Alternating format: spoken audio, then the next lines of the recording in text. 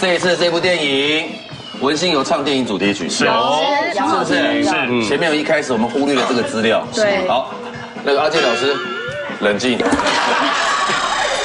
这个主题曲叫什么名字啊？木头情歌是由我的好朋友张云京帮我张云京写的，对。要不要唱一两句听听一下？好，因为这个有2个版本啊，我的那个专辑里面是台语版本，那在电影这个主题曲是国语的版本。那你想唱哪个版本呢？我唱国语版本。来，预备，起。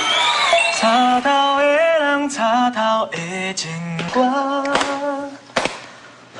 我不捌讲真话予你听。我爱的人，你敢有在听？插头情歌，这么大声。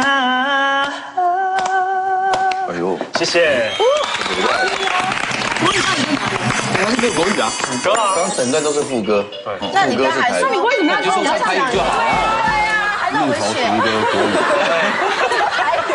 各位，那为啥？他第一次演戏，难免压力大，尤其做菜输给不会做菜，他难免整个慌乱。这个戏啊，弹簧床先生，好好加油！1月21号又是个精彩的国片啊！